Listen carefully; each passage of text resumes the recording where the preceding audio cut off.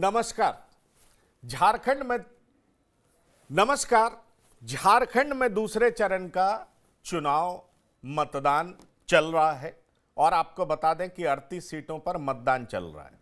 और जहां तक 11 बजे का सवाल है तो आपको हम बताना चाहेंगे कि 11 बजे तक कितना प्रतिशत मतदान हुआ है, इसको आप देख लीजिए। 11 बजे तक दूसरे चरण में 31.37% वोटिंग हुई है। दूसरे चरण में सुबह 11 बजे तक 31.37% वोटिंग। तो आप समझ सकते हैं किस तरीके से वोटिंग की रफ्तार है। और मैं ऐसा इसलिए बता रहा हूं क्योंकि प्रधानमंत्री सुबह सुबह एक्स पर झारखंड की आवाम को मैसेज देते हैं कि बड़ी संख्या में आप आइए, झारखंड के भविष्य के निर्माण के लिए आप मतदान करिए। और देखिए जिस तरीके से 11 बजे तक 31.37% लोगों ने मतदान किया है, उससे एक बात बहुत साफ नजर आता है कि झारखंड में लोग बढ़ चढ़ के मतदान का हिस्सा बन रहे हैं। आपको हम यह भी बताना चाहेंगे कि शाम 5 बजे तक वोटिंग होगी। 38 विधानसभा क्षेत्र में वोटिंग चल रहा है और हम आपको यह बता दें कि दूसरा चरण बहुत क्रूशियल माना जा रहा है क्योंकि संथाल परगना, उत्तरी छोटा नागपुर, जी हां, ये सारे ऐसे इलाके हैं, कोयलांचल, जहां पर वोटिंग चल रहा है। तो कहा यह जा रहा है कि क्या बीजेपी पिछले बार की तुलना में बेहतर परफॉर्म करेगी या जेएमएम बेहतर परफॉर्म करेगी, यह देखना बेहद इंपॉर्टेंट होगा।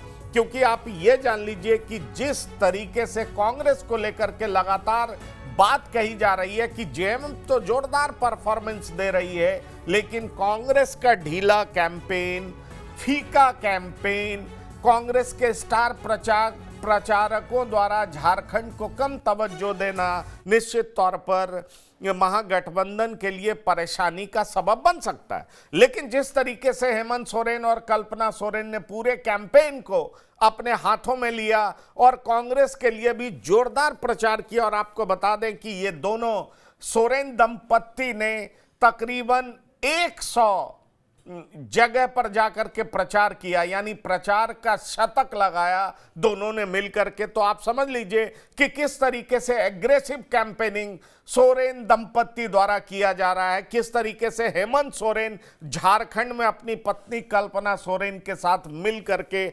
लगातार जोरदार कैंपेन करती देखे गए। और आपको बता दें कि सुबह सुबह प्रधानमंत्री ने विशेष तौर पर जो पहली बार के मतदाता हैं, युवा मतदाता, उनसे अपील की कि झारखंड के भविष्य के निर्माण के लिए आप ज्यादा से ज्यादा संख्या में आइए, मतदान करिए, वोट करिए, क्योंकि आपका वोट ही सरकार बनाने में निर्णायक साबित हो सकता है। और जितना ज्यादा मतदान करिएगा, लोकतंत्र उतना ही मजबूत दिखेगा।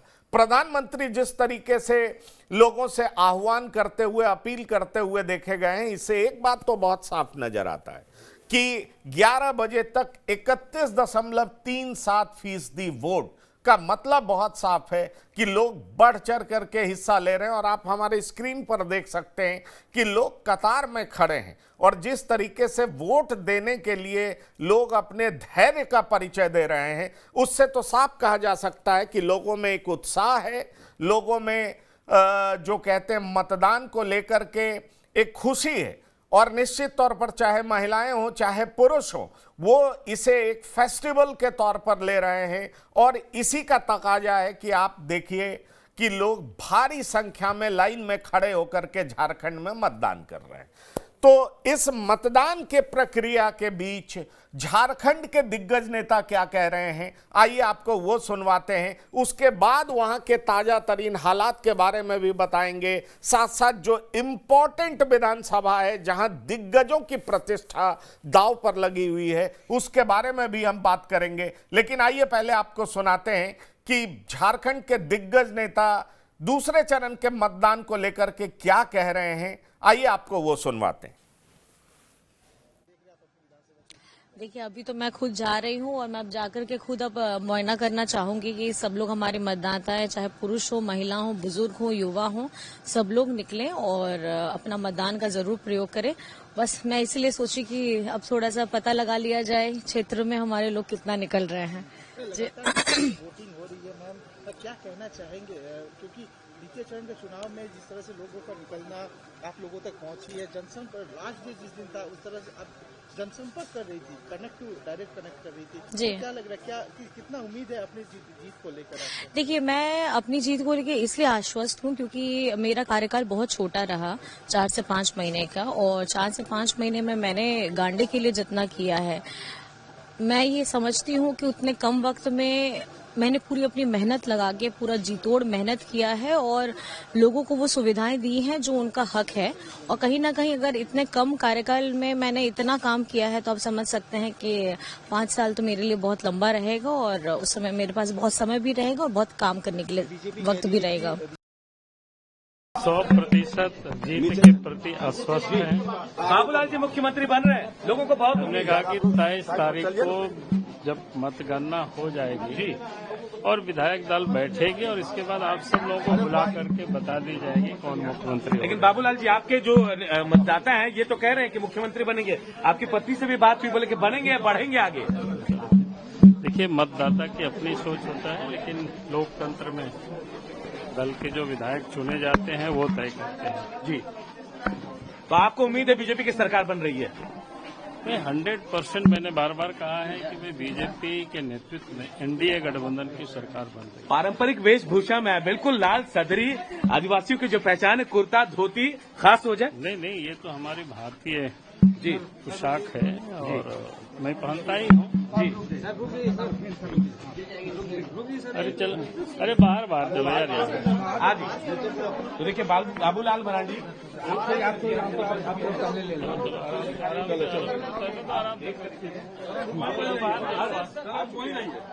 कोई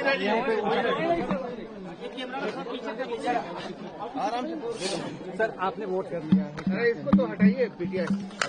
मैं समस्त मतदाताओं से मैं अपील करता हूं कि लोकतंत्र का ये महापर्व है, अपना मताधिकार का प्रयोग करें। हमें 5 वर्षों में एक बार अवसर मिलता है अपने हाथों से अपने प्रदेश को संवारने का, और इसलिए समस्त मतदाता भाई और बहनों से मैं अपील करता हूं, इस अवसर को गंवाना नहीं। सभी लोग समय से सुबह उठ करके अपना मतदान करें और फिर लोग जलपान करें। क्या परिवर्तन होने वाला है इस बार? नहीं, निश्चित रूप से इस बार 43 विधानसभा क्षेत्रों में मतदान हो चुका है। 38 विधानसभा क्षेत्र ये दूसरे चरण में मतदान हो रहा है और जो प्राप्त संकेत जो मिल रहा है, झारखंड की जनता अब परिवर्तन का मन बना चुकी है। हेमंत सोरेन की सरकार जा रही है और झारखंड में बीजेपी के नेतृत्व में एनडीए की सरकार आ रही है। जनता से अपील है कि अपने लिए एक ऐसी सरकार चुनिए जो आपको आगे लेकर के जाए और इस लोकतंत्र की और गणतंत्र में जो आपको ताकत मिला हुआ है उसे का प्रयोग करते हुए आप आने वाले एक भविष्य के लिए, आपके बेटा बेटी, आपके परिवार के लिए, इस क्षेत्र के लिए और माटी बेटी रोटी की सुरक्षा के लिए अपना बहुमूल्य वोट करके अपने मताधिकार का प्रयोग करें। निश्चित रूप से भारतीय जनता पार्टी पूर्ण बहुमत के साथ सरकार बनाएगी, जन सरोकार की सरकार बनाएगी, माटी बेटी रोटी की रक्षा करने वाली सरकार बनाएगी। तो ये थे बाउरी। जी हां, ये भी बीजेपी के कद्दावर नेता हैं। और आपको बता दें कि सुबह सुबह जो फोटो आया वो चाहे बाबूलाल मरांडी का हो चाहे बाउरी का हो, दोनों पूजा अर्चना करते हुए देखे गए। बाबूलाल मरांडी भगवान शिव को जल चढ़ाते हुए देखे गए और बाउरी भी पूजा करते हुए देखे गए। और आप देख रहे होंगे कि किस तरीके से दोनों के भीतर आत्मविश्वास है कि बीजेपी की सरकार बनने वाली है।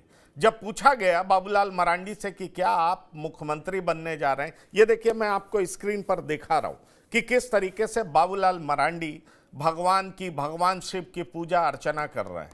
तो निश्चित तौर पर आज उनके लिए बहुत बड़ा दिन है। झारखंड विकास मोर्चा के नेता हुआ करते थे और उसके बाद उन्होंने जेवीएम का विलय करा लिया बीजेपी में और अब वो बीजेपी के बड़े नेता हैं, प्रदेश अध्यक्ष। और कहा यह जा रहा है कि इस बार अगर बीजेपी की सरकार बनती है तो निश्चित तौर पर बाबूलाल मरांडी ही मुख्यमंत्री होंगे, तो ये देखिए क्या बाबूलाल मरांडी मुख्यमंत्री होंगे, इसको लेकर के जोरदार चर्चा है। लेकिन सवाल ये उठता है कि ये तो झारखंड की जनता तय करेगी कि प्रदेश का मुख्यमंत्री होगा कौन, क्योंकि मेजॉरिटी जिसकी होगी, बहुमत जिसको आएगा, अगर झारखंड मुक्ति मोर्चा के जो मुख्यमंत्री हैं, जो नेता हैं हेमंत सोरेन, अगर जनता उनको पसंद करती है, दोबारा मैंडेट उनको देती है, तो निश्चित तौर पर वो मुख्यमंत्री होंगे, इस बात से कोई इनकार नहीं कर सकता।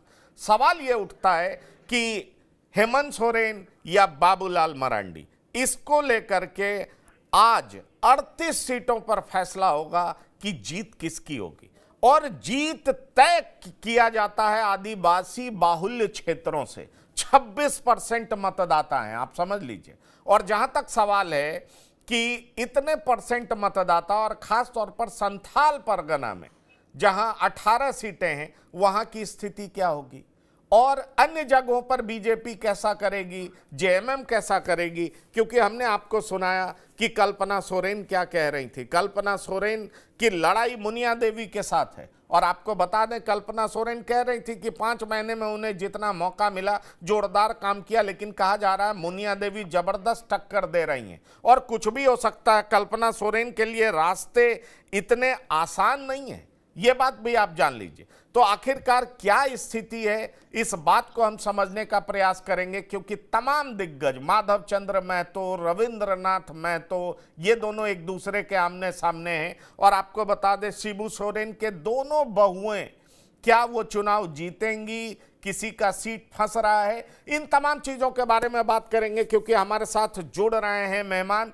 हमारे संवाददाता भी जुड़ रहे हैं, वो वहाँ की ज़मीनी हकीकत बताएंगे, और पॉलिटिकल एक्सपर्ट्स, वरिष्ठ पत्रकार जो हमें बताएंगे कि आखिरकार वहाँ की स्थिति क्या है। यशोनाथ झा जी परसों भी हमारे साथ जुड़े थे, उन्होंने बहुत तरीके की बात कही। मुझे लगता है आज कुछ और बताएंगे कि आखिरकार परिस्थितियां क्या कह रही हैं। यशोनाथ झा जी वरिष्ठ पत्रकार हैं, झारखंड के चप्पे चप्पे से वाकिफ हैं। आपका बहुत स्वागत है यशोनाथ झा जी हमारे कार्यक्रम में। साथ ही प्रदीप कुमार झा हैं, वरिष्ठ पत्रकार हैं, हमारे साथ जुड़े हैं, आपका भी बहुत स्वागत है। और हमारे साथ जुड़े हैं अशोक कुमार। जी हाँ, अशोक कुमार बताएंगे कि आखिरकार वहां की परिस्थिति और स्थिति कैसी है।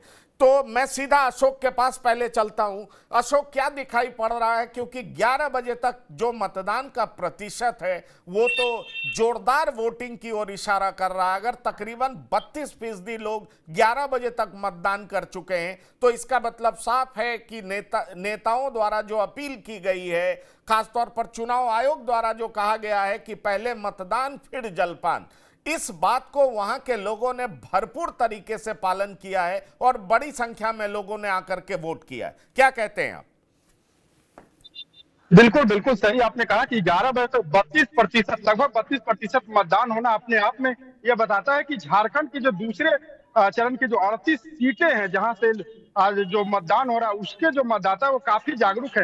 लेकिन इसमें मैं एक बात को प्रकाश में लाऊंगा कि शहरी मतदाता की बात करें, यानी जैसा पहला चरण में था उसी प्रकार का कुछ सिनारियो दूसरे चरण में भी देखने को मिल रहा है। शहर की बात करूं, खासकर देवघर की, धनबाद की या बोकारो की, तीनों ही शहर जो औसतम 32% के करीब जो मतदान हुआ उससे काफी नीचे है।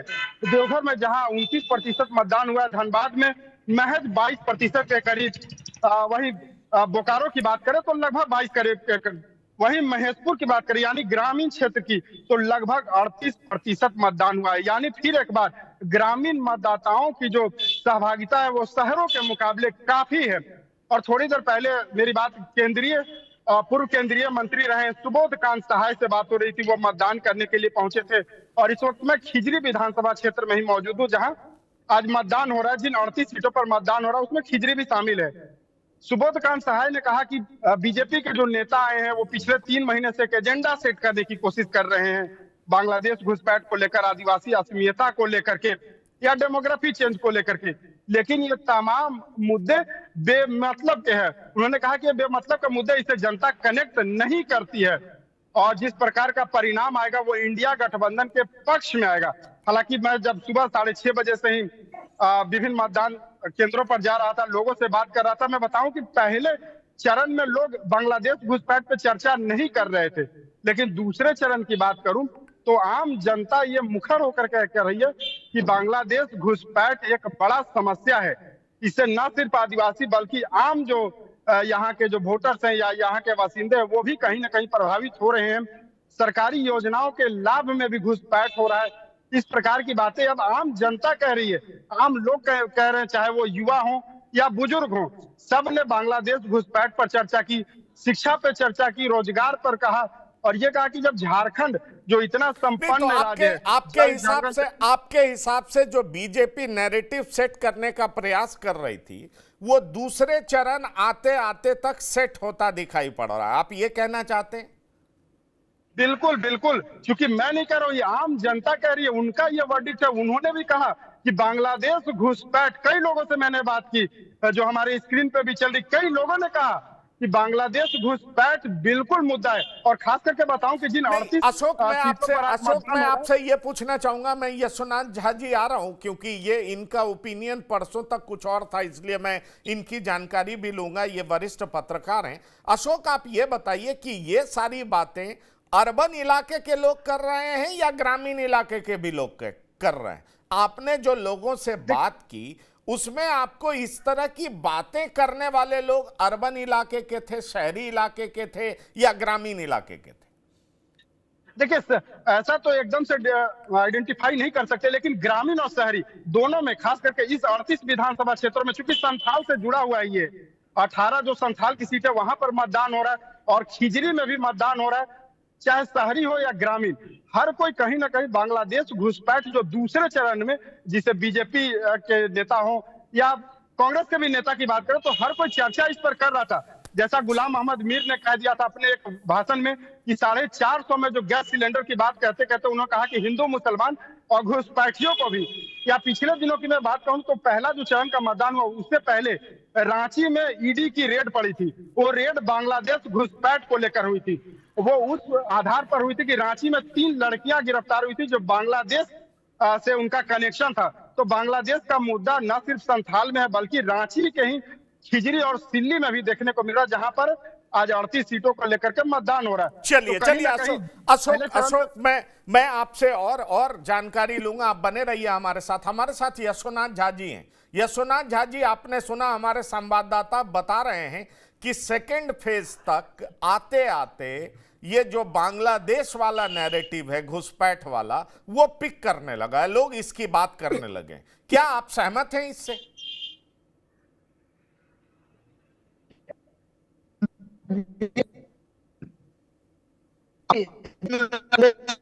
10 मिनट नहीं, लगभग आधे घंटे पहले 11:30 के आसपास 11:25 में मेरी बात हो रही थी दुमका में। एक मेरे मित्र हैं, उनसे मैं जिस क्षेत्र में अभी हूँ, रांची में कांके विधानसभा क्षेत्र में, मेरे 3 तरफ खिजरी विधानसभा है। मेरे पूरब में भी खिजरी है, दक्षिण में भी है और उत्तर में भी है खिजरी विधानसभा क्षेत्र।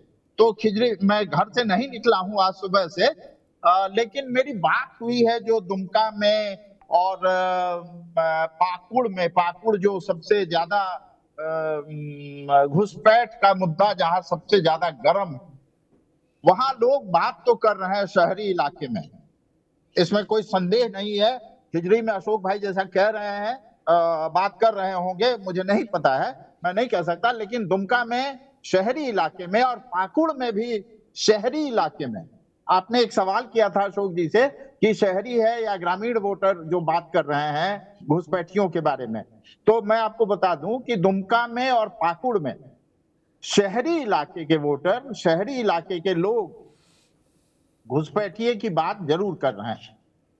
और ये पिछले 3-4 दिनों में, 4 दिनों में जब अमित शाह अंतिम धनवार आए थे, जो जिसमें निरंजन राय शामिल हुए थे बीजेपी में, उस दिन के बाद से ये जोर पकड़ा है संथाल में घुसपैठियों का मुद्दा। जहां तक वोटिंग की बात है तो अशोक जी ने ठीक कहा कि अर्बन इलाके में वोटिंग बहुत धीमा है, बहुत कम हुआ है। और झारखंड के वोटिंग पैटर्न को अगर आप देखेंगे तो हम लोगों को अभी बहुत उत्साहित होने की जरूरत शायद जल्दबाजी होगी उत्साहित होना, क्योंकि ये आमतौर पे झारखंड में होता है कि 12 बजे दिन तक बहुत तेज मतदान होता है और 12 बजे के बाद यानी सेकंड हाफ में लोग सुस्त हो जाते हैं, खाना वाना खा के जब आराम करने लगते हैं तो उसके बाद वो उठ के वोट करने नहीं जाते। तो 12 बजे के बाद जो मतदान की गति है वो असल है, जो अगर तेज होगा तो बहुत अच्छी बात है, क्योंकि पहले चरण में हम लोग देख चुके हैं कि रांची सबसे फिसड्डी रहा, 50-51%, 52% वोटिंग हुई थी। तो ये वोटिंग को लेके जो बहुत तेज वोटिंग हो रही है ऐसा कुछ नहीं है। ग्रामीण इलाकों में जरूर 38%, 40% तक लोग वोट कर चुके हैं। महेशपुर में जैसा रिकॉर्ड अभी जो डेटा आया है वो लगभग 38% का है। इसी तरह जितने भी ग्रामीण इलाके हैं वहां पर, शहरी इलाकों में लोग बहुत कम निकल रहे हैं, वहां बूथों पे मतदाताओं का लगातार इंतजार हो रहा है। शहरी इलाकों में लोग कम निकल रहे हैं, यही तो गंभीर सवाल है। और इसीलिए मैंने पूछा कि अर्बन मतदाताओं में ज्यादा चर्चा है या ग्रामीण मतदाताओं में ज्यादा चर्चा है, क्योंकि अर्बन मतदाता चर्चा करते हुए ज्यादा दिखते हैं लेकिन उनका पार्टिसिपेशन बहुत कम होता है, कंपैरेटिवली कम होता है। और झारखंड में यह देखा गया, जो कि चिंताजनक है। और मैं यशोनाथ झा जी आपसे यह भी बात करना चाहूंगा कि बीजेपी ने अपने कैंपेन के लिए एक ऐड डाला था और उस ऐड में दिखाया था कि कैसे शहर का एक प्रबुद्ध परिवार है जो कि वेल ऑफ दिखता है, समृद्ध दिखता है, और उसके घर में अचानक कई लोग आ जाते हैं और कहते हैं हम यहीं पर रहेंगे। और उसके बाद आचार संहिता को लेकर के और इस तरह का डिविसिव कैंपेन को लेकर के महागठबंधन ने, इंडिया ब्लॉक ने जोरदार ऑब्जेक्शन किया और उसके बाद से बीजेपी को वो ऐड हटाना पड़ा। सवाल ये है कि बीजेपी अर्बन वोटर्स को ये मैसेज देना चाहती थी कि अगर आप इस तरीके का काम करेंगे तो आपको नुकसान होगा। आप मत समझिए कि आप इससे बचे रहेंगे, आप सुरक्षित हैं, इस बात की गलत फहमी मत रखिए। लेकिन वो बड़ा क्लियर कट डिविसिव महागठबंधन को दिखा और चुनाव आयोग ने भी उसको माना और उसके बाद बीजेपी को हटाना पड़ा वो ऐड। आप बेहतर तरीके से वाकिफ होंगे, उसकी चर्चा भी बहुत जोरदार तरीके से हुई। अब प्रदीप झा जी, मैं आपके पास आना चाहूंगा। सवाल ये उठता है कि जो मतदान का प्रतिशत है, यशोनाथ झा जी ने बिल्कुल सही कहा, क्योंकि वो जमीन पर हैं। वो जो झारखंड में वोटिंग का ट्रेंड होता है उसको देख करके उन्होंने कहा कि बहुत उत्साहित होने की जरूरत नहीं है, क्योंकि यहाँ का प्रचलन है कि लोग 12 बजे तक जम करके वोट करते हैं, फिर दोपहर का खाना खाते हैं, नींद मारने लगते हैं, सुस्त हो जाते हैं। तो अगर इस तरह की बात है तो फिर भी 32% मतदान, तो मुझे तो यह साफ दिखाई पड़ रहा है कि यह 50% का आंकड़ा तो पार करेगा, कम से कम 55-60% जाना चाहिए, जो मुझे दिखता है। आपको क्या लग रहा है? नहीं, आपका पंकज जी कहना सही है, ये 55-60 तो जाना ही चाहिए, क्योंकि अभी जो 11 बजे तक का आपका ये डाटा है, तो अभी तो शाम में 6 बजे तक मतदान होना है, नंबर 1। नंबर 2, एक बात जिसकी चर्चा कर रहे थे ग्रामीण और शहरी क्षेत्र का, तो ग्रामीण और शहरी क्षेत्र में जो मतदान प्रतिशत में जो अंतर रहता है पंकज जी, वो केवल झारखंड की बात नहीं है, बल्कि ये तो पूरे देश भर में रहा है। ऐसा ट्रेंड जो मध्यम वर्ग है, जो उच्च वर्ग के लोग हैं, जो निम्न मध्यम वर्ग भी है, चुनाव के दिन को तो एक तरह से छुट्टी के रूप में लेते हैं वो लोग, ठीक है। तो ये बहुत कोई खास केवल झारखंड से जुड़ा हुआ विषय है ऐसा नहीं है। चुनावी राजनीति के प्रति विरक्ति वो मध्यम वर्ग के मतदाताओं में ये लगातार चला रहा है हमारे देश में, नंबर 1। नंबर 2, एक और चीज है पलायन। बिहार और मतदान प्रतिशत का कम होना आप देखेंगे दक्षिण भारत की तुलना में, पश्चिम भारत की तुलना में बिहार और झारखंड जैसे राज्यों में मतदान प्रतिशत का कम होना सबसे बड़ा कारण होता है पलायन इसके पीछे। क्योंकि अधिकतर घरों में देखेंगे पुरुष सदस्यों की संख्या कम होती है अपने घर के अंदर, महिलाएं ज्यादा रहती है, और यही कारण है कि महिलाओं का मत प्रतिशत ज्यादा होता रहा है पुरुषों की तुलना में। चलिए, लेकिन मुझे एक चीज और भी दिखाई पड़ता है कि शहर में लोग लेट उठते हैं। आज उनको लग रहा होगा कि छुट्टी का दिन है, आराम से जाएंगे वोट करने। और जैसा कि यशोनाथ झा जी खुद बता रहे हैं कि तीनों तरफ से वो घिरे हुए हैं जहां पे वोटिंग चल रहा है। हाजरा, अगर मैं सही नाम ले रहा हूं तो, मैं सही नाम ले रहा हूं विधानसभा का, तो अगर वहां पर अभी यशोनाथ झा जी भी निकले नहीं हैं, वो बात कर रहे हैं लोगों से एक पत्रकार होते हुए, तो मुझे लगता है थोड़ी देर बाद ये भी निकलेंगे, पता करेंगे अपने तरीके से कि आखिरकार लोग क्या सोच करके समझ करके मतदान कर रहे हैं और किसके लिए मतदान कर रहे हैं, उनके जहन में मुद्दा क्या सबसे बड़ा। यशोनाथ झा जी, क्या मैं सही बोल रहा हूं? आपको लग रहा है, क्योंकि अब आप भी एडमिट कर रहे हैं कि बीजेपी कम से कम अर्बन वोटर्स के दिमाग में यह डालने में कामयाब दिख रही है कि बांग्लादेशी घुसपैठिए झारखंड के लिए बड़ी मुसीबत बन सकते हैं। इस बात को आप भी एडमिट कर रहे हैं। बिल्कुल, मैं क्यों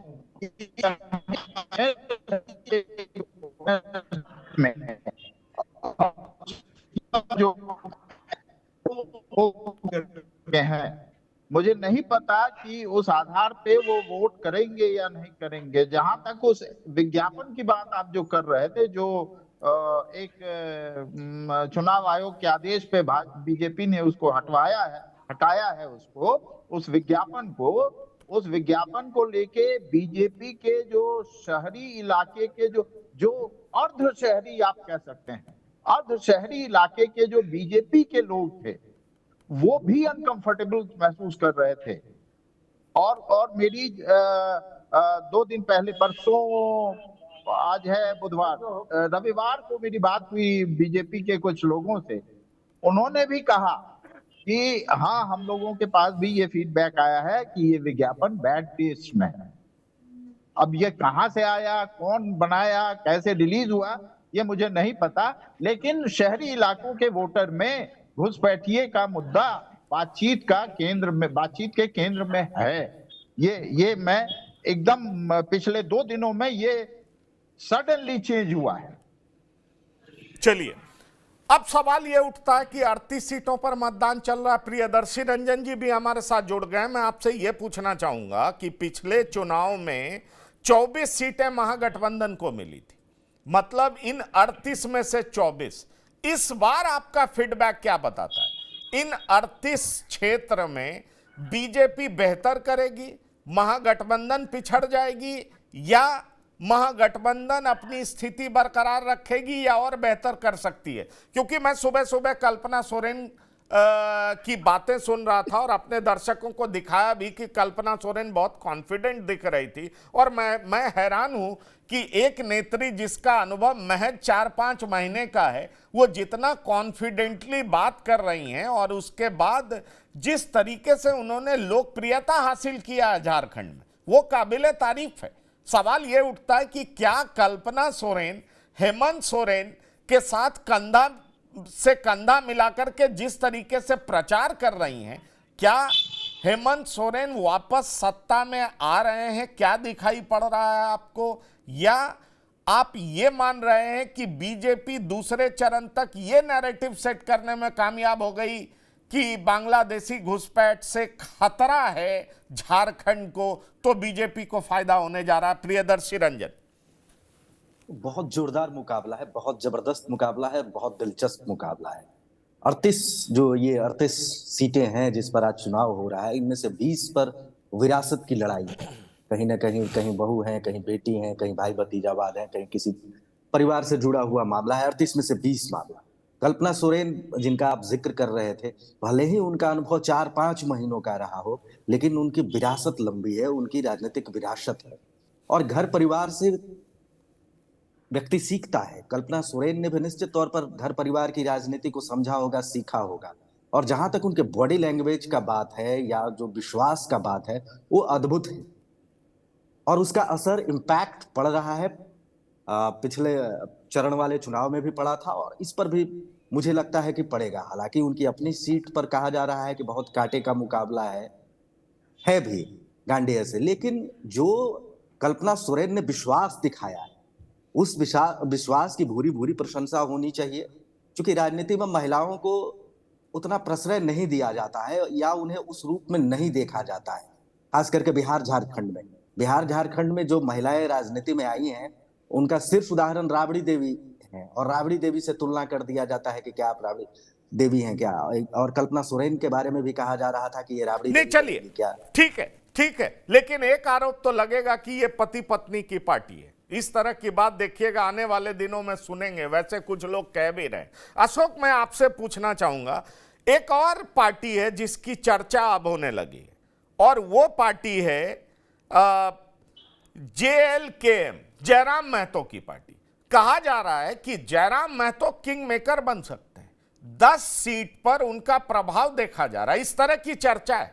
आप कैसे देख रहे हैं जयराम महतो के बारे में, क्योंकि खुद जयराम महतो डुमरी और बेरमो दोनों जगह से खड़े हुए हैं, और कहा यह जा रहा है कि जयराम महतो जिस तरीके से लोकसभा चुनाव में ज्यादा नुकसान JMM को पहुंचाए थे, इंडिया ब्लॉक को पहुंचाए थे, इस बार किसको नुकसान पहुंचाएंगे ये कहना अभी मुश्किल है, लेकिन जयराम महतो भी एक ताकत के रूप में उभरेंगे और हो सकता है किंग मेकर की भूमिका में हो।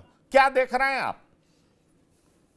बिल्कुल, देखिए जयराम महतो का प्रभाव खास करके महतो वोटर्स के बीच में काफी बढ़ा है, और इसका प्रमाण लोकसभा चुनाव में भी देखने को मिला था। इस बार 60 से ज्यादा सीटों पर जयराम महतो की पार्टी लड़ रही है। जयराम महतो स्वयं डुमरी से चुनाव लड़ रहे हैं, और बता दें कि हेमंत सोरेन कैबिनेट में मंत्री स्वर्गीय जगन्नाथ महतो की पत्नी बेबी देवी जो इस वक्त मंत्री हैं, उनके लिए कहीं ना कहीं जयराम महतो ही एक बड़ा खतरा बन गए हैं। त्रिकोणीय मुकाबला वहां पर हो गया है, और न सिर्फ ये डुमरी की बात है, आपने बहुत सही कहा कि झारखंड के 10 से ज्यादा सीटों पर जयराम, अगर एक तरह से देखें तो आजसू पार्टी जो अब तक महतो वोटर्स के बल पर चुनाव लड़ती थी, उसके लिए एक बड़ा खतरा है। भारतीय जनता पार्टी के साथ साथ झारखंड मुक्ति मोर्चा को भी नुकसान देने जा रही है। और जिस बेरमो सीट की बात आप कर रहे हैं, बेरमो में कुमार जयमंगल, अनूप सिंह चुनावी मैदान में है, बीजेपी के विधायक हैं, एक लंबा राजनीतिक विरासत रहा है। उनके पिता राजेंद्र बाबू भी वहां से लगभग 5 टर्म के विधायक रहे हैं, मंत्री रहे हैं, तो उन्हें सीधी टक्कर दे रहे हैं जयराम महतो। और न सिर्फ बेरमो या डुमरी की बात हो, झारखंड के कई ऐसे विधानसभा क्षेत्र है जहां पर टक्कर दे रहे हैं, जिसमें सिल्ली सीट भी शामिल है, जहां से आजसू पार्टी के सुप्रीमो सुदेश महतो चुनावी मैदान में है। कहा जा रहा था कि सुदेश महतो का सीधा मुकाबला पूर्व विधायक और झारखंड मुक्ति मोर्चा के प्रत्याशी अमित महतो के साथ होगा, लेकिन वहां पर भी देवेंद्र महतो ने मुकाबले को त्रिकोणीय बना दिया है। और देवेंद्र महतो जो है वो जयराम महतो की पार्टी JLKM से है, तो कहीं ना कहीं तीसरे विकल्प के रूप में लोग देख रहे हैं इस पार्टी को। और जिस प्रकार जयराम मुखरता से अपनी बातों को रखते हैं, चाहे वो युवाओं की बात हो, 1932 के खतियान को लेकर बात हो, OBC के आरक्षण को बात हो, या झारखंड की जो खनिज संपदा है उस पर झारखंड के लोगों का हक होना चाहिए। ना वो भारतीय जनता पार्टी के फेवर में दिखे हैं, ना ही झारखंड मुक्ति मोर्चा के, लेकिन आम जनता के बीच जिस प्रकार जयराम की एक कद बढ़ा है, लोगों के बीच जिस प्रकार संवाद स्थापित कर रहे हैं, तीसरे विकल्प के रूप में उन्हें जरूर देख रहे हैं। लेकिन अभी किंग मेकर की भूमिका में उन्हें कह देना थोड़ी सी जल्दीबाजी होगी। बिल्कुल आप ठीक कह रहे हैं, आप अशोक ठीक कह रहे हैं। सवाल ये उठता है कि किंग मेकर वाली स्थिति आएगी क्या, क्योंकि मेरे पास जो फीडबैक है यशोनाथ झा जी, कहा जा रहा है कि इन 38 सीटों में 28 सीटों पर सीधा NDA और इंडिया का मुकाबला है, और 10 ऐसी सीटें हैं जिस पर त्रिकोणीय मुकाबला भी है, चतुष्कोणीय मुकाबला भी है। इस तरह की भी बात कही जा रही है। तो अगर त्रिकोणीय मुकाबला है तो मैं मान सकता हूं कि जयराम महतो की पार्टी त्रिकोणीय मुकाबला बना सकती है, लेकिन चतुष्कोणीय मुकाबला का मतलब है कि क्या कुछ इंडिपेंडेंट प्रत्याशी भी ऐसे हैं जो कि जीत के कगार पर हैं, वो जीत भी सकते हैं, उनकी हार भी हो सकती है। तो क्या 81 सीटों में से कुछ ऐसी सीटें आपको दिखाई पड़ रही हैं जहां पर इंडिपेंडेंट उम्मीदवार काफी ताकतवर हैं?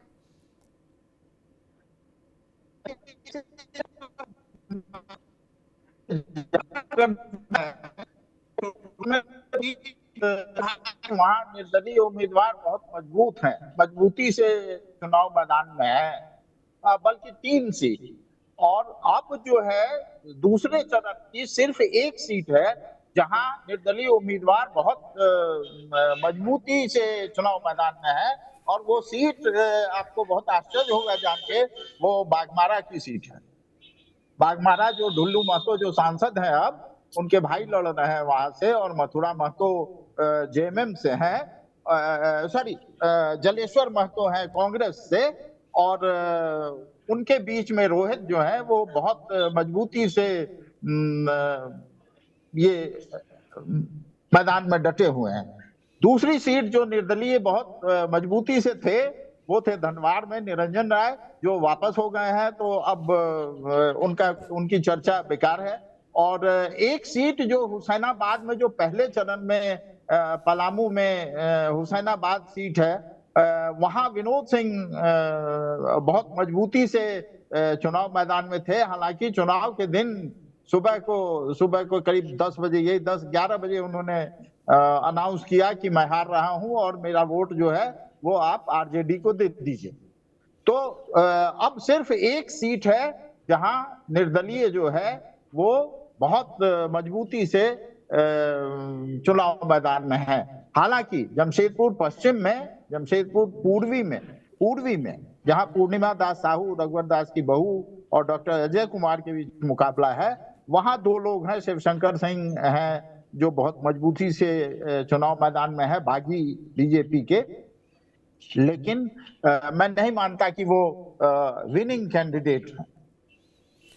तो वो विनिंग कैंडिडेट नहीं है। इस सब के बीच आपने एक बड़ा सवाल उठा दिया कि क्या अगर रघुवर दास की बहू को शिवशंकर सिंह हरा देते हैं तो रघुवर दास के लिए निश्चित तौर पर ये कहा जाएगा कि भाई जो उनकी पकड़ जमशेदपुर पूर्वी पर पिछले 5 चुनाव से रही है वो कमजोर पड़ी, क्योंकि पिछले बार उनको सरयू राय हरा दिए, और इस बार अगर उनकी बहू की हार हो जाती है शिवशंकर सिंह की वजह से, क्योंकि शिवशंकर सिंह के बारे में कहा जा रहा है कि उनको आरएसएस का भी समर्थन मिल रहा है, पुराने भाजपाई हैं, और इसलिए शिवशंकर सिंह बड़ी ही मजबूती से पूर्णिमा दास साहू के लिए मुश्किल खड़ी कर रहे हैं। क्या ये सच है?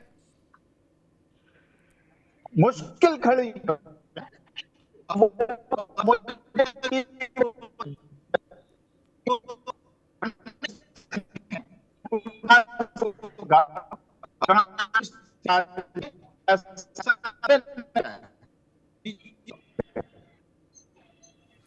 चलिए अशोक हाँ बोलिए सोमनाथ झा जी, आप कुछ बोलना चाह रहे हैं, आपकी आवाज ब्रेक हो रही।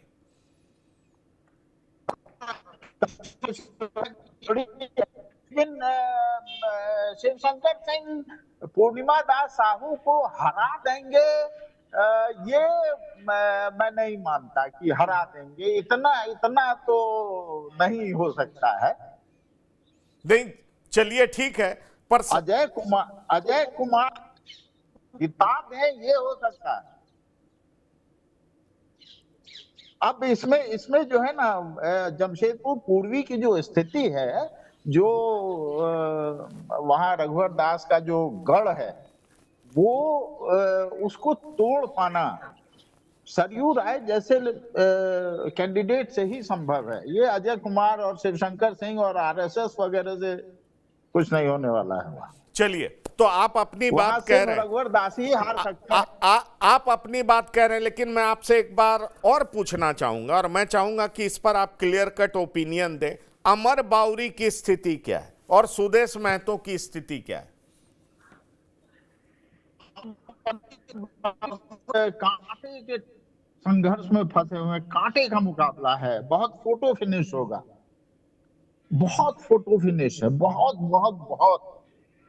3 सीट जो है ना, 3 नहीं 4 सीट जो है इस बार का 38 सीट का, उसमें 4 सीटें ऐसी हैं जहां मुकाबला बहुत कांटे का है।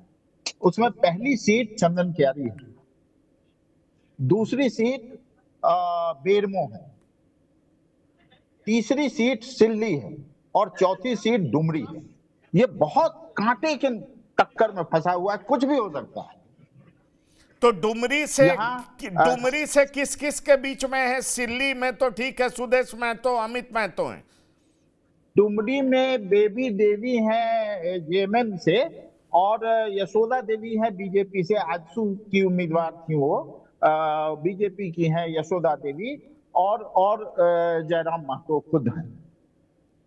तो वहां वहां बहुत कांटे का मुकाबला है, कोई भी जीत सकता है ठीक तीनों है, में। ठीक है। प्रदीप झा जी, अगर इतने दिग्गज उम्मीदवार की सीटें फंस रही हूं तो आपको क्या दिखाई पड़ता है? ये बैटल किधर भी जा सकता है। जेएमएम भी सरकार बना सकती है, बीजेपी भी सरकार बना सकती है। जबरदस्त फाइट दिखाई पड़ रहा है, कांटे की टक्कर है। क्या आप मानते हैं या आप ये मान रहे हैं कि बीजेपी को एज है, एनडीए को एज है, सरकार एनडीए की बन जाएगी? पंकज जी, जो झारखंड की स्थिति अगर लगाकर 81 सीट पर चुनाव पूरा होगा, वहां जो परिस्थिति डेवलप हुई है इधर के दिनों में, अगर हम देखते हैं तो भारतीय जनता पार्टी के मुद्दे और हेमंत सोरेन और कल्पना सोरेन के बीच मुकाबला है ये। ठीक है, इसमें तीसरा किसी भी प्रकार का कोई जो एक कारण जो है वो परिणाम को प्रभावित करने की स्थिति में नहीं है। ठीक है, भारतीय जनता पार्टी के मुद्दे क्या है? भारतीय जनता पार्टी के मुद्दे ये जो बांग्लादेशी घुसपैठ का मुद्दा उभर कर आया है, यही मुझे लगता है कि डिसिसिव होने जा रहा है। अब देखेंगे कि झारखंड के चुनाव को अगर हम दो भागों में बांट कर देखें तो एक तो है आदिवासी बहुल सीट जो या फिर आदिवासियों के लिए आरक्षित सीट, दूसरा है जो नॉन आदिवासी सीट है, शहरी सीट है। शहरी सीट पर इन मुद्दों, बीजेपी के मुद्दों का बहुत ही गहरा प्रभाव पड़ा है और चुनाव एक तरह से पोलराइज होने जा रहा है। ठीक है, रही बात आदिवासी जो अनुसूचित जनजाति के लिए जो आरक्षित सीटें हैं या फिर आदिवासी मतदाता, जहां पर कि अनारक्षित सीट पर भी जो आदिवासी मतदाता है उनका, तो अगर देखते हैं तो आदिवासी मतदाताओं में निश्चित रूप से झारखंड मुक्ति मोर्चा का एज है और नॉन आदिवासी में बीजेपी का एज है और इन्हीं दोनों के बीच इस चुनाव में मुकाबला हो रहा है। दुर्भाग्य यह है बीजेपी का कि बीजेपी के पास वर्तमान में हेमंत सोरेन और कल्पना सोरेन के मुकाबले कोई भी आदिवासी नेता या उन नेता का व्यक्तित्व या फिर कह सकते हैं क्रेडिबिलिटी आम जनता में, मैं मीडिया में क्रेडिबिलिटी और फिर जो बुद्धिजीवी बौद्धिक जगत है उसमें क्रेडिबिलिटी की बात नहीं कर रहा, मैं मतदाताओं में उनकी विश्वसनीयता या प्रभाव कह लीजिए आप, उसका संबंध है। तो निश्चित रूप से उसमें कल्पना सोरेन और हेमंत सोरेन को काफी ज्यादा एज है और इसी के बीच मुकाबला हो रहा है। ठीक है, अब परिणाम में अगर देखेंगे तो सीधा देखिए कि जो अनुसूचित जनजाति के लिए जो आरक्षित सीटें हैं उसमें निश्चित रूप से इस बार भी पिछले चुनाव की तरह ही इस बार भी, हाँ ठीक है कि वो लीड उतना बुरा स्थिति बीजेपी की नहीं रहने वाली है, लेकिन लीड जो है वो झारखंड मुक्ति मोर्चा या फिर उसके गठबंधन को स्पष्ट रूप से दिख रहा है। और जो इधर का जो नॉन आदिवासी सीट्स हैं, जो शहरी विधानसभा सीटें हैं, इसमें भारतीय जनता पार्टी का एज स्पष्ट रूप से दिख रहा है। चलिए, आपको बीजेपी का एज दिख रहा है। मैं प्रियदर्शी रंजन जी आ रहा हूं, लेकिन एक सवाल मैं अपने संवाददाता अशोक कुमार से पूछ लूं। अशोक, क्या आपको यह दिखाई पड़ रहा है कि चंदन कियारी अगर अमर बाउरी फंस रहे हैं या उनका मुकाबला बहुत कांटे का है, तो इसका मतलब क्या है? आप देखिए, कहा जा रहा है कि गांडे में कल्पना सोरेन की सीट भी फंस रही है, मुकाबला कांटे का है, मुनिया देवी भी जीत सकती हैं, इस तरह की बात कही जा रही है। जबकि कल्पना सोरेन बड़ी नेता के तौर पर उभरी हैं, लोग उनकी सभा में बड़ी संख्या में आ रहे हैं। ऐसे में अगर गांडे की सीट में कड़ी टक्कर है, इसका मतलब क्या है? क्योंकि इतने बड़े बड़े पर्सनालिटी जो कि झारखंड में जाने जाते हैं, अब सिल्ली में सुदेश महतो की सीट अगर फंस रही हो, जैसा यशोनाथ झा जी बता रहे हैं, तो क्या समझा जाए इसका मतलब?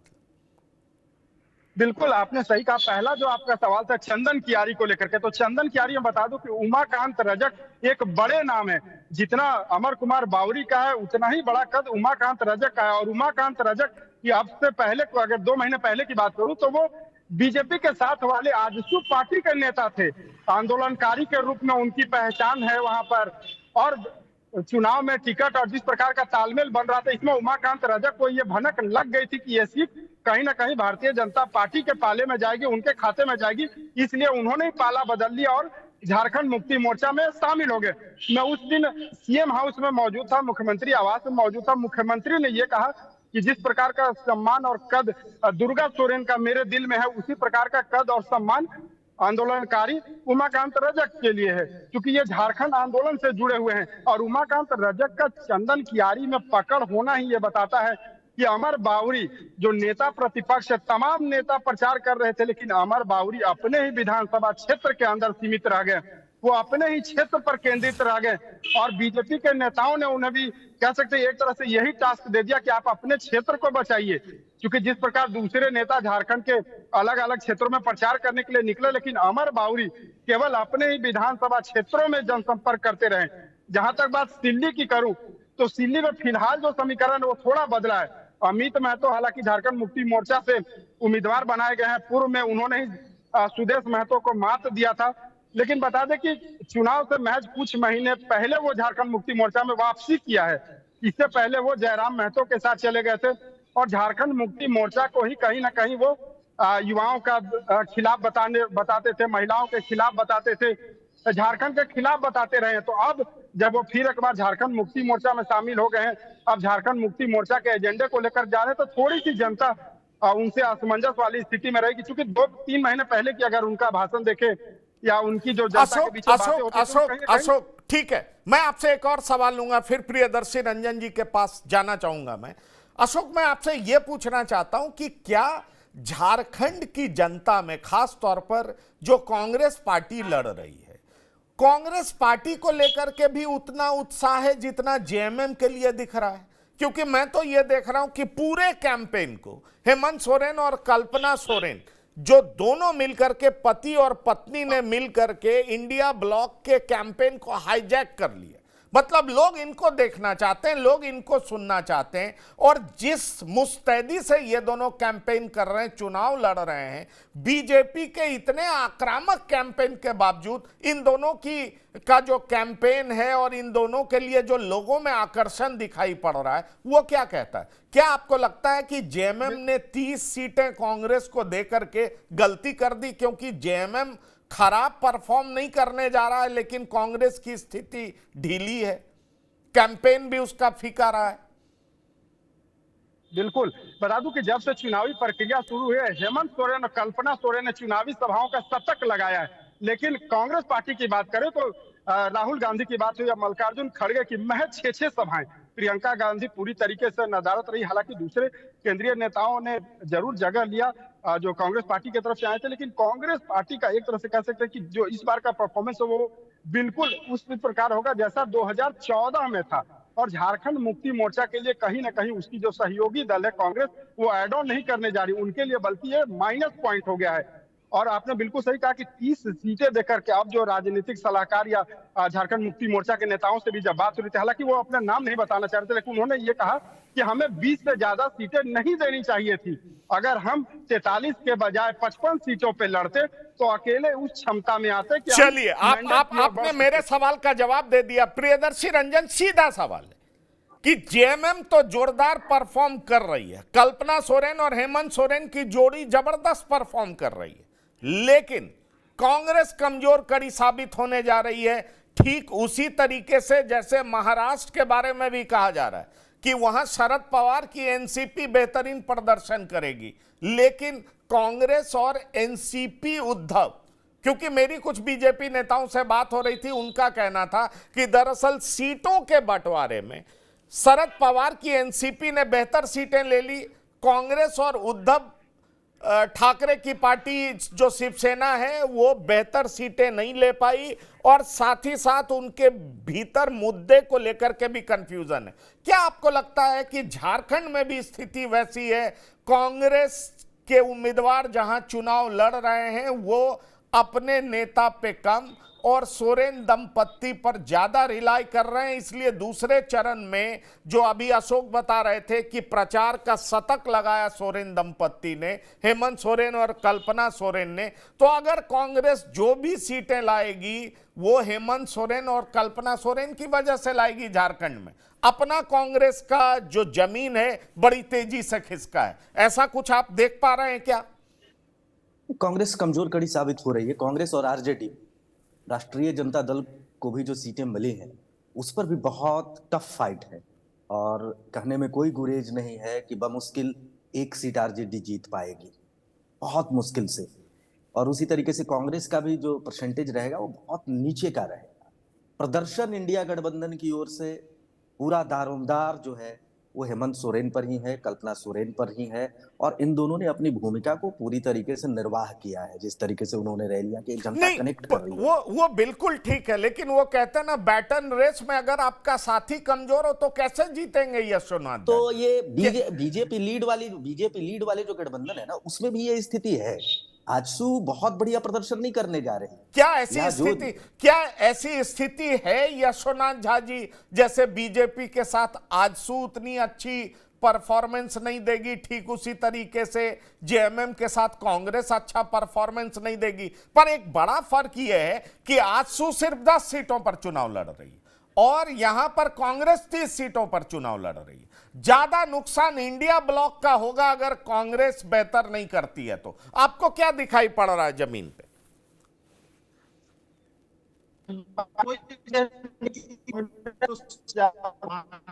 है इस बार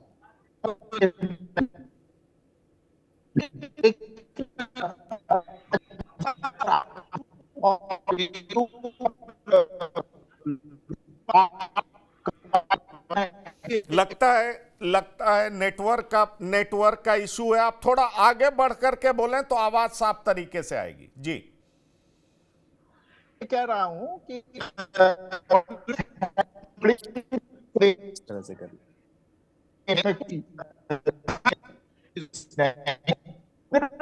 कि हम कमजोर कड़ी हैं, ये इसमें कोई संदेह नहीं है। लेकिन एनडीए का जो गठबंधन है और इंडिया का जो गठबंधन है, इंडी ब्लॉक जो है, उन दोनों की तुलना जो है, आजसू की तुलना आजसू और कांग्रेस की तुलना करना थोड़ा राजनीतिक रूप से थोड़ी जल्दबाजी है, क्योंकि कांग्रेस जो है वो कांग्रेस का इतिहास रहा है कि जिस राज्य में वो अगर सत्ता में आने के लिए चुनाव नहीं लड़ रही है तो वो इसी तरह का चुनाव प्रचार करती है।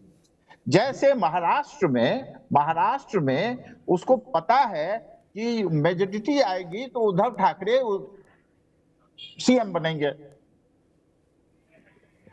वो चाहे जितनी भी सीट जीत ले उद्धव ठाकरे ही सीएम बनेंगे।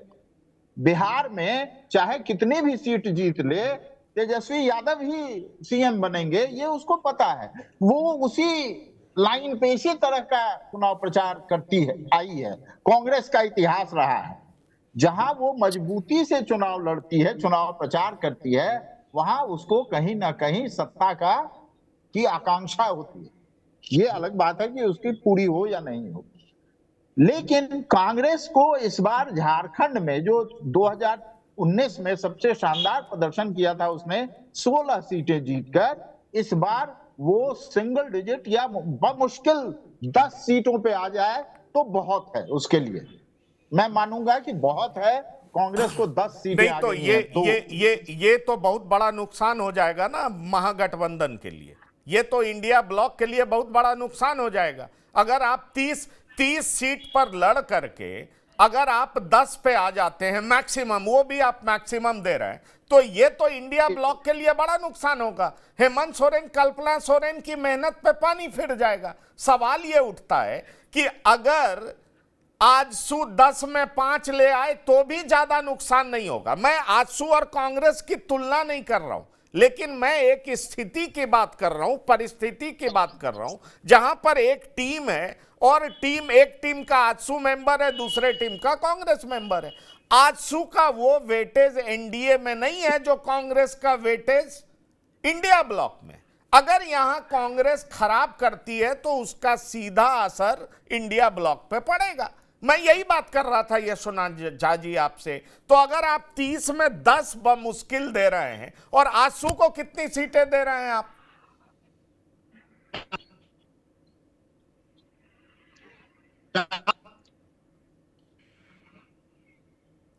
आप आगे बढ़ के बोलिए, थोड़ा आपकी आवाज क्लियर नहीं आ रही है।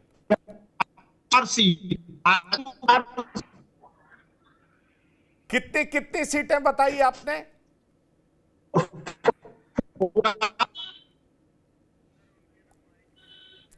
वो लग रहा है कुछ माइक का प्रॉब्लम है।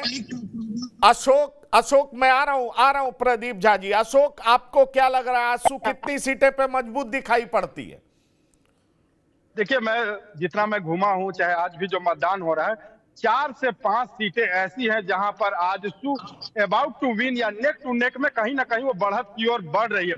और जैसा आपने सवाल पूछा था, एनडीए के लिए, बीजेपी के लिए आजसू ऐड ऑन है, उनके लिए प्लस होने जा रही है उन्हें सत्ता की ओर बढ़ने में। हालांकि किसकी सत्ता होगी ये तो 23 नवंबर को पता चलेगा, लेकिन कांग्रेस की अगर बात करूं तो वो झारखंड मुक्ति मोर्चा के लिए माइनस साबित होने जा रही है। तो आजसू जहां प्लस में जा रही है, वहीं कांग्रेस माइनस की तरफ जा रही है। आजसू 3 से 5 पे बढ़ सकती है, लेकिन कांग्रेस 17 से वो कम पर ही रहेंगे। जो सीटें उसे आई थी उस मैं अशोक देख रहा हूं, कई दर्शक लिख रहे हैं कि आजसू, माफ करिएगा, जेएमएम और कांग्रेस ने के शासन में रोजगार नहीं मिला। रोजगार को लेकर के ये लोग कड़ी आपत्ति जता रहे हैं। क्या आपको यह दिख रहा है कि रोजगार भी एक बड़ा मुद्दा है? और अगर रोजगार बड़ा मुद्दा होगा तो मुझे लगता है कि युवा फिर एनडीए की तरफ जाएंगे और एनडीए मजबूत दिखाई पड़ेगी। क्या दिखाई पड़ा आपको? क्या वाकई वहां के नौजवानों में, नौकरी पाने वाले लड़कों में, जो कि नौकरी के लिए फाइट मार रहे हैं, उनके बीच आपने रोजगार बड़ा मुद्दा देखा है क्या?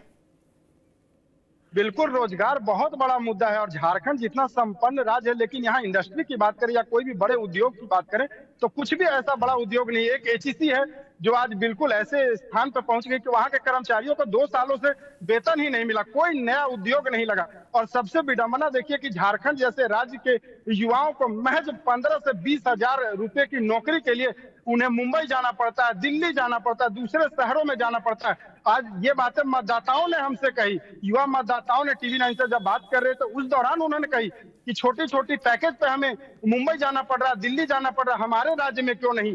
जबकि सबसे बड़ा एक कह सकते हैं कि खनिज का रिसोर्स हमारे साथ है। फिर भी यहाँ पर कहीं ना कहीं जो ब्यूरोक्रेट्स हैं या जो राजनीतिक दल है वो एम्प्लॉयमेंट की बात करते हैं, रोजगार को अपना एजेंडा में रखते हैं, मैनिफेस्टो में रखते हैं, लेकिन रोजगार के नाम पर केवल छलावा हुआ है झारखंड के युवाओं के साथ। और यहाँ की जितनी खनिज संपदाओं का दोहन हुआ, बाहर की इंडस्ट्रियां यहाँ पर आती है, वो लोग भी अपने साथ बाहर के ही लाते हैं। यानी झारखंड के बाहर के लोग आते हैं, झारखंड में रोजगार करते हैं, यहाँ पर नौकरी लेते हैं और यहाँ के युवा आज पलायन करने के लिए मजबूर हैं। तो आज का जो मतदान हो रहा है या पहले चरण का भी बात करूं तो कहीं ना कहीं शिक्षा के साथ साथ रोजगार युवाओं के साथ उनके माता पिता के लिए भी है, क्योंकि उनकी भविष्य को लेकर के वो चिंतित हैं। कई लोगों ने तो यहाँ तक कहा कि झारखंड में अच्छे इंस्टीट्यूट नहीं है, हमें ज्यादा पैसा देकर के बगल के पड़ोसी राज्यों में भेजना पड़ता है, उड़ीसा भेजना पड़ता है, तो झारखंड में क्यों नहीं? जब खनिज संपदा से इतनी रॉयल्टी देते हैं तो चाहे वो केंद्र की सरकार हो या झारखंड की सरकार, नहीं, दोनों ही सरकार पर वो देखिए, ये एक पहलू है। मैं वही कह रहा हूं कि कौन जीतेगा ये तो फाइनली जनता तय करती है, जनता तय करेगी और जो मैंडेट मिलेगा वो काउंटिंग के बाद समझ में आएगा। पर मुद्दे क्या क्या हावी हैं वो मैं पूछना चाह रहा हूं और वो मैं समझना चाह रहा हूं। प्रदीप झा जी, एक बात ये भी जोरों से सुनाई पड़ी है कि हेमंत सोरेन के पक्ष में जो बात जा रही है वो ये है कि जिस तरीके से बीजेपी ने आक्रामक होकर के कैंपेन किया, हेमंत सोरेन गांव-गांव तक ये फैलाने में कामयाब दिख रहे हैं कि कैसे एक आदिवासी नेता को बीजेपी के बड़े-बड़े नेता जो कि दूसरे प्रदेश से आकर के घेरने में लगे हुए हैं, इनको हटाने में लगे हुए हैं, इनको पहले जेल भेजा, इनके खिलाफ कोई ऐसा सीरियस चार्जेस नहीं था, इस तरह की बात हेमंत सोरेन कहते रहे कि कैसे बीजेपी अपने सेंट्रल एजेंसीज का मिसयूज करती दिखी है। अगर ये मुद्दा ज्यादा पिक करेगा तो आपको लगता है कि हेमंत सोरेन को फायदा नहीं होगा, क्योंकि फिर तो पब्लिक सिंपैथी हेमंत सोरेन की तरफ होगा और हेमंत सोरेन ज्यादा कारगर दिखाई पड़ सकते हैं।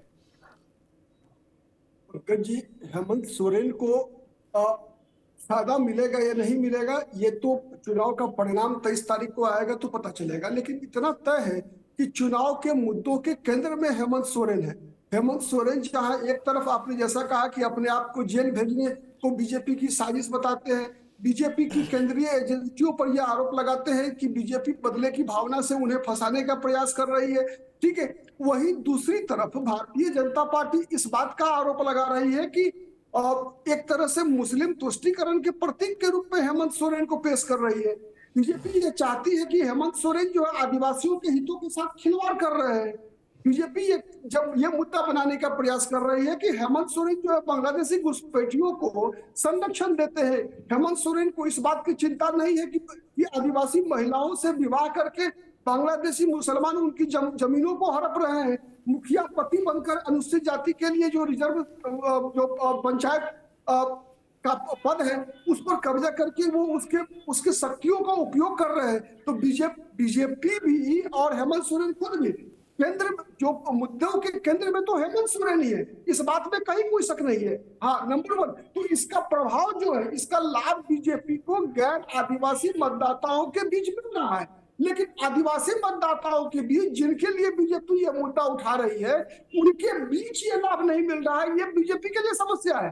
कारण अगर हम देखें, अगर 10 साल 15 साल पहले देखें तो पंकज जी, तो बीजेपी के पास आदिवासी नेताओं का जो स्तर था बीजेपी के पास, चाहे वो करिया मुंडा रहे हो, चाहे वो ललित उरांव रहे हो, चाहे वो दुखा भगत रहे हो, तो इस प्रकार का जो कद था नेताओं का, आज वो विश्वसनीयता आदिवासी मतदाताओं में नहीं है। और जो भी आदिवासी नेता है बीजेपी के पास वो सभी के सभी अगर नहीं है तो क्या नहीं? ठीक है, आप फेयर पॉइंट टेकन। मैं यशोनाथ झा जी के पास जाना चाहूंगा। सीधा मेरा सवाल आपसे, क्या अगर वो विश्वसनीयता नहीं है तो चंपई सोरेन के आने से कोई फर्क नहीं पड़ा क्या कोल्हान में बीजेपी बेहतर करने नहीं जा रही है क्या? संथाल में क्या बीजेपी बेहतर करने नहीं जा रही है क्या? मैं आपसे यह सवाल करना चाह रहा हूं, क्या चंपई सोरेन के आने का फायदा, सीता सोरेन के आने का फायदा एनडीए को मिलता हुआ दिखाई पड़ रहा है आपको झारखंड में? पंकज जी, अगर इसका जवाब एक शब्द में सीधे सीधे कहा जाए तो नहीं। भाजपा को कोई चंपई सोरेन से या सीता सोरेन से या मंडल मुर्मू से कोई लाभ मिलने जा रहा है, चुनावी लाभ, ऐसा नहीं है। कोल्हान में चंपई सोरेन जो है ना, वो उनको लार्जर देन लाइफ इमेज जो कहा जाता है इंग्लिश में, अंग्रेजी में, वो एक नैरेटिव उनके लिए तैयार किया गया। चंपई सोरेन कभी भी सरायकेला छोड़ के या उसके आसपास के 5, 7, 10 सीट छोड़ के कहीं भी प्रभावशाली आदिवासी नेता के रूप में वो सामने आए ही नहीं। उसी तरह सीता सोरेन का इमेज, कल शाम को मेरी एक व्यक्ति से बात हो रही थी जो जामताड़ा का वोटर है वो, और शहरी इलाके में रहता है, पढ़ा लिखा युवा है, वो वोट देने नहीं जा पाया था। तो कल मेरी बात हो रही थी तो उसने कहा कि अंकल क्या करें, वहां तो बीजेपी को हम लोग वोट देना चाहते हैं, लेकिन वो 12 बजे दिन को तो सो के उठती हैं, तो हम लोग क्या एक्सपेक्ट करें उनसे। और दूसरी तरफ इरफान अंसारी है जो रात को 12 बजे भी सूचना मिलती है तो वो घर पे पहुंच जाता है। तो ये फर्क है। चंपई सोरेन की पहचान झारखंड में आदिवासी नेता के तौर पे कभी नहीं रही और इस बार भी नहीं है। वो खुद की सीट बचा लें, यही बहुत होगा। सरायकेला सीट जो है जहां से वो लड़ रहे हैं गणेश महली के खिलाफ, जहां वो पिछली बार 5,000 4,000 वोट से जीते थे, वो बचा लें तो वही बहुत है। आप एक बात और बताइए, बहुत बड़ी बात आप कह रहे हैं कि चंपई सोरेन अपनी सीट बचा लें वही बहुत है, तो मैं आपसे ये भी पूछना चाहूंगा, सीता सोरेन अपनी सीट बचा पा रही हैं क्या? नहीं, मुझे नहीं लगता है सीता सोरेन नहीं बचा पा रही हैं। तो ये सोरेन परिवार की जो 4 सदस्य चुनाव में हैं, उनमें से 3 सदस्य जो हैं वो बहुत बुरी तरह से फंसे हुए हैं। 3 सदस्य का मतलब है उनके छोटे बेटे भी फंसे हुए हैं। बसंत सोरेन जी बिल्कुल। कल्पना सोरेन भी फंसी हुई हैं। जी। सीता सोरेन भी फंसी हुई हैं। जी। तो इसका मतलब ये समझा जाए यशोनाथ झा जी कि पार्टी कोई हावी नहीं है, जो व्यक्ति चुनाव में उतरा है, व्यक्तित्व तो हावी है, पार्टी को लोग देख करके कम वोट दे रहे हैं, जो एमएलए है उसके परफॉर्मेंस को देख करके लोग ज्यादा मतदान कर रहे हैं। क्या आप ये कहना चाह रहे हैं?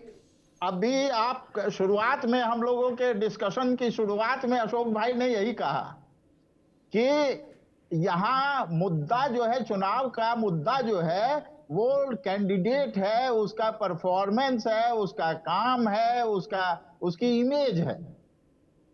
कोई घुसपैठिया, कोई दूसरा मुद्दा नहीं है चुनाव का। मैं यही बताने की कोशिश कर रहा हूं। तो ये तो बड़ी बात है। तो लुइस मरांडी जो कि एनडीए बीजेपी छोड़ करके जेएमएम में चली गई, महागठबंधन की उम्मीदवार हैं, उनकी स्थिति कैसी है? मैं आपसे ये पूछना चाहूंगा। जामा में वो लगता है कि उनका चॉइस जो है वो गलत हो गया है। लगता है उनका चॉइस गलत हो गया, मतलब जामा और नाला, ये दो सीट जो है, जामा, नाला और दुमका, ये 3 सीट जो है संथाल में, ये मुझे लगता है कि जेएमएम लूज करेगी और बीजेपी जो है वो सारठ लूज करेगी, देवघर लूज कर रही है और गोड्डा लूज कर सकती है। बड़ी बात कह रहे हैं। अगर गोड्डा लूज कर देगी तो निशिकांत दुबे क्या मुंह दिखाएंगे? नहीं, वहां गोड्डा में निशिकांत दुबे का कोई से नहीं है। गोड्डा विधानसभा में मैं बता रहा हूं आपको, वहां जो कुछ है वो अमित मंडल के चलते हारेगा। अगर भाजपा हारती है तो अमित मंडल के कारण हारेगी। अशोक क्या सहमत हैं आप? यशोनाथ झा जी पूरा झारखंड घूमे हैं, हर विधानसभा क्षेत्र के नब्ज को समझते हैं, क्या आप सहमत हैं? मतलब ये माना जाए कि पार्टी बाद में आ रहा है, प्रत्याशी का व्यवहार कैसा रहा है, उसने परफॉर्म कैसा किया है, उस आधार पर वोटिंग हो रहा है। तो ये तो स्थिति बड़ी भयावह है। मैं आपसे एक बात पूछना चाहूंगा कि अगर ये स्थिति है तो फिर आलमगीर आलम का क्या होगा, जिनके घर पे 30 करोड़ रुपया बरामद हुआ, जो पूरी मीडिया में ये खबर दिखाई गई। धीरज साहू के घर पे 350 करोड़ रुपया बरामद हुआ। तो क्या यही वजह है कि कांग्रेस की स्थिति और भी खराब होती दिखाई पड़ रही है? यशोनाथ झा जी, फिर मैं आ रहा हूं अशोक कुमार आपके पास, आप बताइए यशोनाथ झा जी। जहां तक धीरज साहू की बात है तो उनके यहाँ किसी एनी गिवन डे अगर छापा मारा जाए इनकम टैक्स का तो 300-400 करोड़ रुपया उनके यहाँ से मिलना कोई बहुत बड़ी बात नहीं है। वो आदमी 1000 करोड़ रुपए से सुबह होती है, उसकी रोज की आमदनी है 500 करोड़ रुपए। इतना बड़ा आदमी है वो। चलिए, आप ये बात कह रहे हैं आलमगीर आलम की पत्नी खड़ी है। एक मिनट मैं बता देता हूं पाकुड़ के बारे में। आलमगीर आलम जो है वो पाकुड़ में, आलमगीर आलम का आज भी जेल में रहने के बावजूद आलमगीर आलम का विकल्प पाकुड़ के लोगों के पास नहीं मिल रहा है। चलिए आपने बड़ी बात कह दी। अशोक, मैं आपके पास आना चाहूंगा। अगर आलमगीर आलम का विकल्प नहीं है तो मतलब बहुत साफ है कि चुनाव जिस तरीके से हो रहा है वहां व्यक्तित्व को सबसे ऊपर रखा जा रहा है, व्यक्ति को सबसे ऊपर रखा जा रहा है, पार्टी सेकेंडरी है। क्या आप भी इस बात से सहमत हैं? जैसा यशोनाथ झा जी कह रहे हैं, फिर कांग्रेस क्यों फिसल रही है? कांग्रेस कमजोर कड़ी क्यों दिखाई पड़ रही है? बिल्कुल, देखिए ये सभी 81 विधानसभा सीटों के लिए नहीं है, लेकिन कुछ सीटों पर प्रत्याशियों को ज्यादा अहमियत दिया जा रहा है पार्टी के मुकाबले। खासकर संथाल परगना की बात करूं तो संथाल परगना में पार्टी और प्रत्याशी दोनों को अहमियत दिया जा रहा है। जैसे झारखंड मुक्ति मोर्चा के जो उम्मीदवार हैं वो पूरे कॉन्फिडेंट में है, इसलिए क्योंकि तीर धनुष का उनके साथ निशान है। और कहीं ना कहीं भारतीय जनता पार्टी संथाल में थोड़ी सी कमजोर कड़ी जरूर रही है। हालांकि कुछ सीटों का अभी ये विश्लेषण कर रहे थे, कुछ सीटों पर मैं इनके साथ सहमत हूं, लेकिन कुछ सीटों पर ऐसी स्थिति वाकई नहीं है। लुइस मरांडी भारतीय जनता पार्टी को नुकसान पहुंचाने जा रही है। जामा सीट जो है वो झारखंड मुक्ति मोर्चा की परंपरागत सीट रही है। हालांकि ये पहली बार हुआ है कि जब सोरेन परिवार के बाहर के कोई सदस्य उस सीट पर कॉन्टेस्ट कर रहे हैं, लेकिन झारखंड मुक्ति मोर्चा वहां कमजोर कड़ी नहीं है।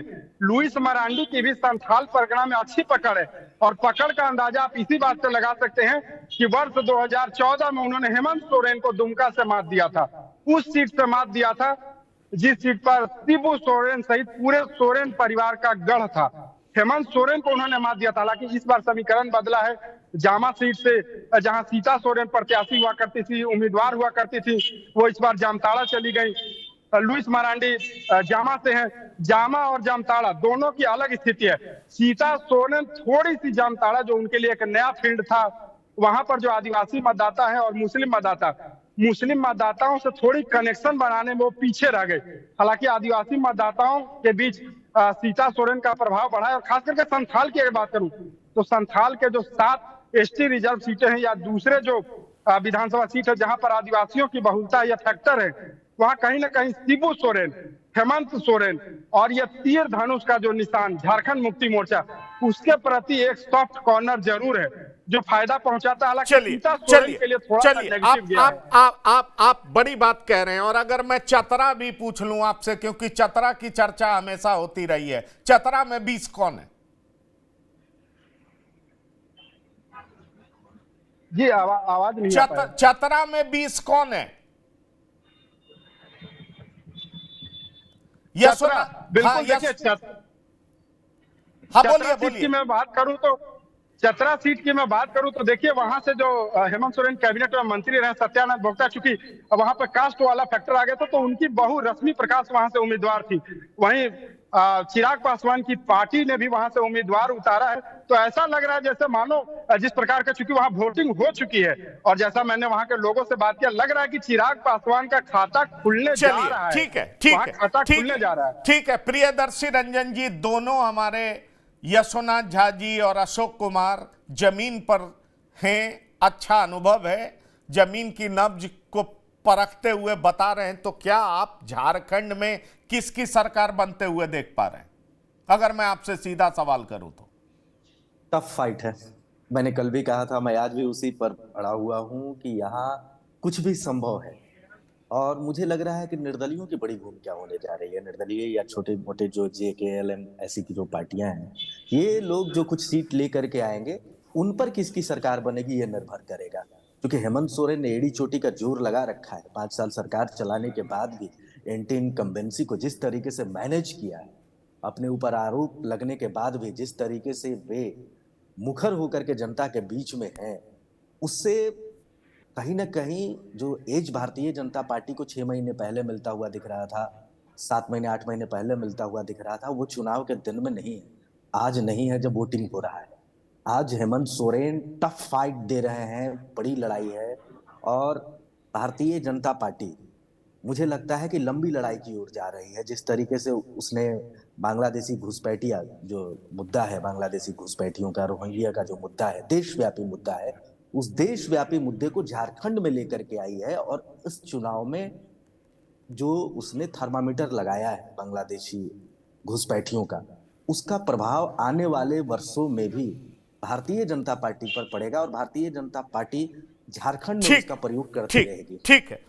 बस एक लाइन का आंसर चाहूंगा प्रदीप झा जी, चुनाव किधर जाता हुआ देख रहे हैं आप? पंकज जी, भारतीय जनता पार्टी सबसे बड़ी राजनीतिक दल के रूप में उभर रही है। इस बात की लगभग 90% संभावना है कि भारतीय जनता पार्टी झारखंड विधानसभा में सबसे बड़ी दल होगी। नंबर 1। नंबर 2, जहां तक सरकार बनाने की बात है, तो निश्चित रूप से एज आज के दिन में दिख रहा है भारतीय जनता पार्टी का। वहां कई कमियों के बावजूद भारतीय जनता पार्टी बहुत ही कम मार्जिन से ही लेकिन सरकार बनाती हुई दिख रही है।